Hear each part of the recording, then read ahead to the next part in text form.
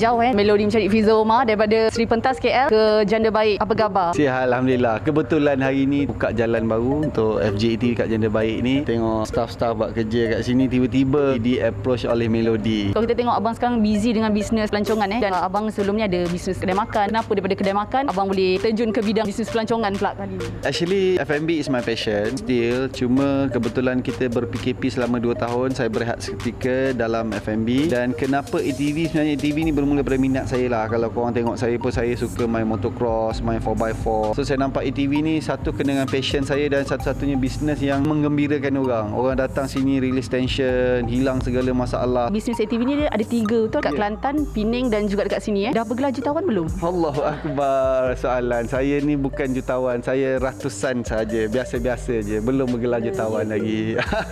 InsyaAllah soon.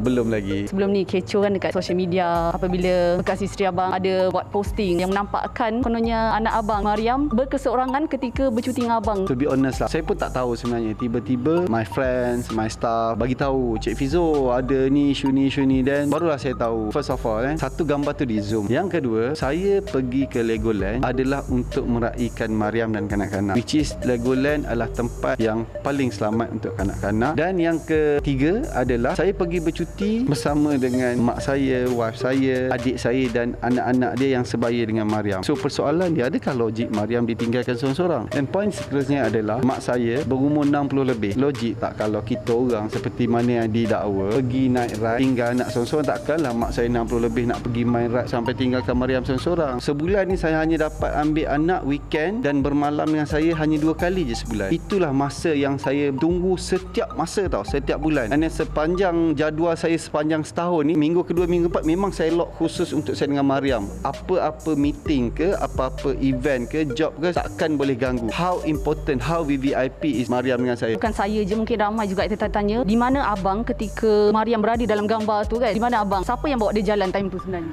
Saya ada kat situ. Saya, mak saya, wife saya ada dekat situ. Mariam tu dia bersama dengan cousin dia. Dalam gambar tu sebenarnya adalah playground. So Mariam nak main dalam tu, saya pergi letak kat situ dengan cousin dia. Kita orang ada kat depan ni. Mak saya pun ada kat depan ni. So alangkah kalau yang nak mengirim gambar tu cubalah zoom out sikit, tengok akan see dia clear picture. Tapi masalahnya gambar tu di zoom. Yang hantar gambar tu sepatutnya korang minta maaf sebab satu gambar tu orang mengeruhkan keadaan, menimbulkan pelbagai fitnah. Of course lah, sebagai mak pun yalah, dia terima gambar tu mesti dia melenting lah. Macam abang ada buat vlog kan, nampak macam abang happy, Mariam happy, semua orang happy dekat dalam tu. Tapi dakwaan pihak di sebelah sana mengatakan macam anak tu balik mengadu dia trouble, sad. Apa yang abang boleh komen?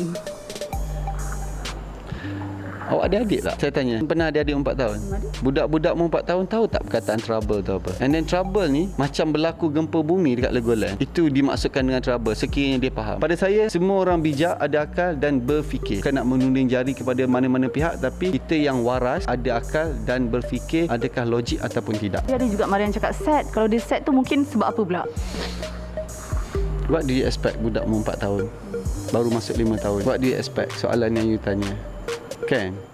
So pada saya, semua orang tengok video tu, semua orang tahu. Saya tak perlu nak jelaskan, saya tak perlu nak komen panjang pasal video tu. Budak berusia 4 tahun. Memandangkan saya tidak pernah menuntut hak penjagaan ke atas Mariam, kerana saya nak benda ni dalam keadaan harmoni. Saya sebagai ayah, saya sanggup berkorban supaya Mariam dapat membesar bersama dengan ibu dia. Tetapi waktu bersama ayah kena sentiasa ada lah. Dan rumah kita orang pun tak jauh. Saya purposely ambil rumah dekat dengan rumah Mawar. I think tak sampai 10 minit, tak sampai 15 minit. Supaya anything happen, saya dekat dengan Mariam. Tapi pengorbanan saya terpaksa bersabar menunggu waktu untuk saya dapat berjumpa Mariam. Tindakan bekas isteri kan, lepas dia dapat gambar tu, ada tak dia sendiri kontak abang, tanya pasal apa yang terjadi ataupun dia terus upload kat social media? Sepatutnya lah.